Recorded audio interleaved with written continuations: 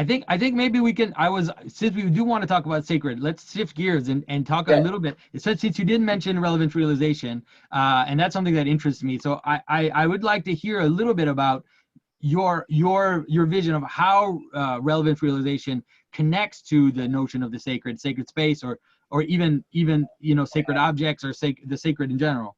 Yeah. Okay. So I mean, a couple of caveats. I mean,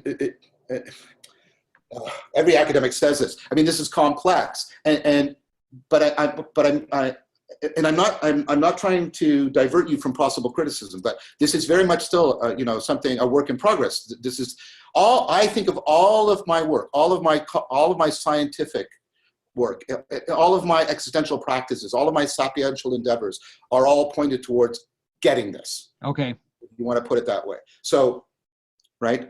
Because I think the ability, what we were talking about, we were disagreeing in some ways, agreeing in others, getting back to an enacted sacredness is ultimately the solution to the meaning crisis. Right. Everything else I was talking about solving the historical things, affording people anagoge, affording them self-transcendence, wisdom, compassion, all of that, a way of putting that in a sentence is, okay, can we today give people this, right?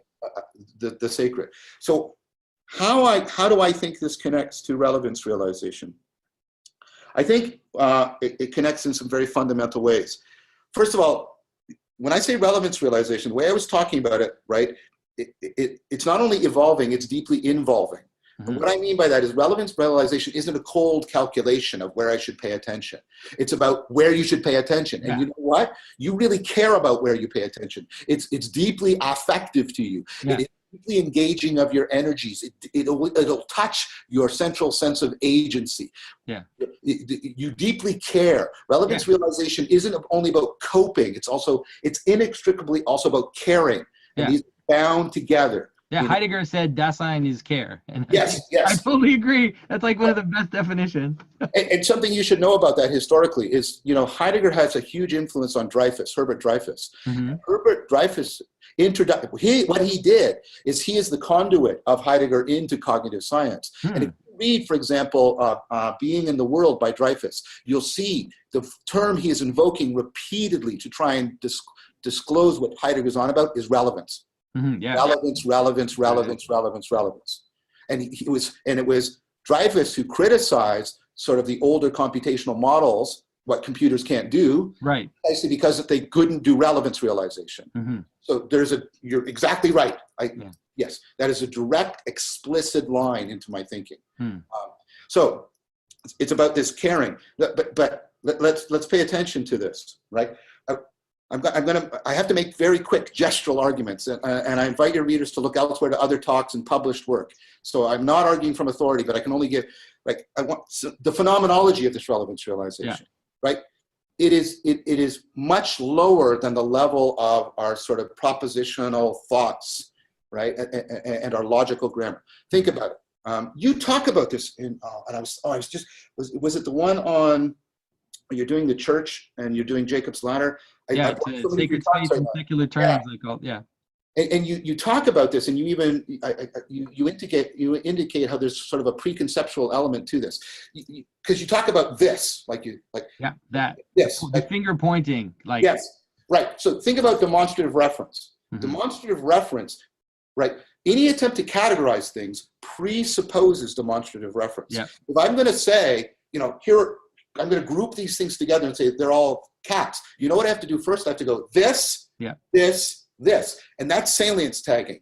That's this initial relevance realization that it's pre-categorical. Right. It allows you to create your categories, right? Whenever we're making a similarity judgment, we're not doing logical similarity because any two things share an indefinite number of properties.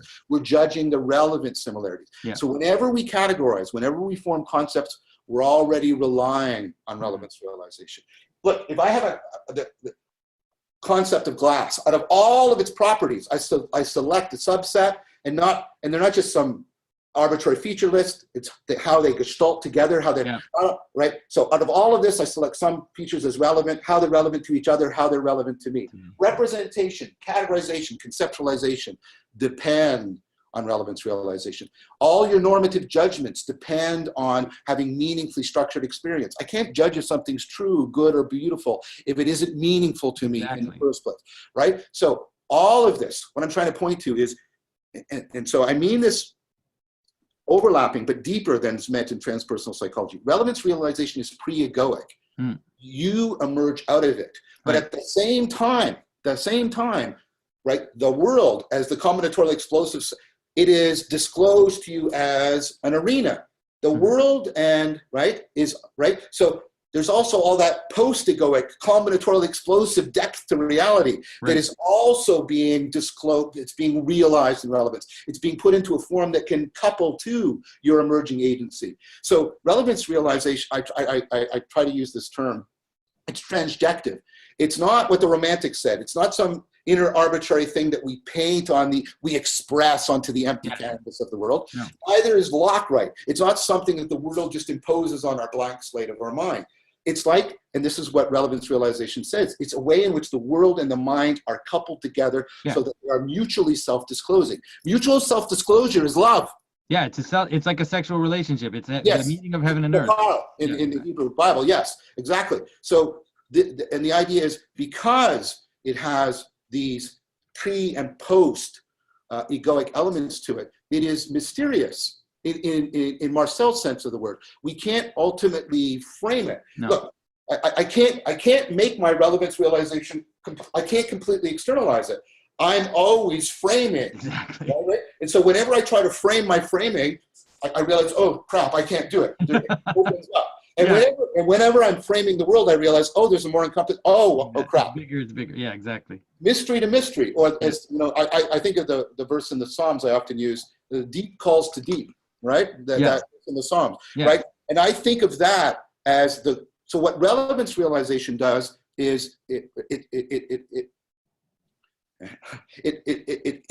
couples these mysteries so they're resonating together in a way that co-creates our cognitive agency and a meaningful world to us. Now, here's the thing. Remember we talked about at the beginning, relevance realization is inherently self-correcting.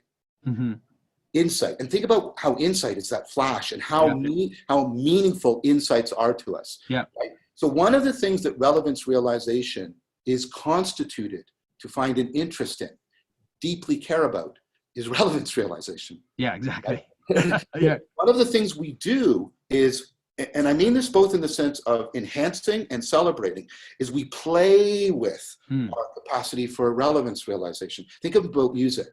Music is pure, and think about how much we associate music with sacredness, because we're playing with this process, these coupling of these mysteries, the co-creation of our agency and the world, and the way in which music is kind of like, you know, moments of insight that are being triggered. And it's like an ebb and flow. Like you move from insight towards question, towards insight, towards question. Like totally.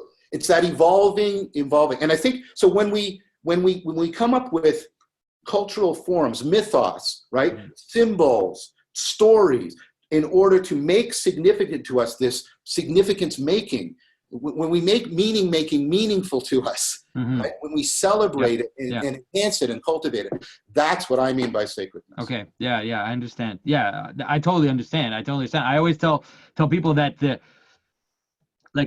structure of the church, let's say that this concentric structure of the church with the Eucharist in the center, and and this kind of moving towards invisible mystery that's hidden in the host and everything, that what that's about is it's about getting you to participate in how the world works. Like it's not about that. It's about, it's like you said, it's about relevant realization. Like it's the sacred is about knowing what's sacred, like or participating in what's sacred.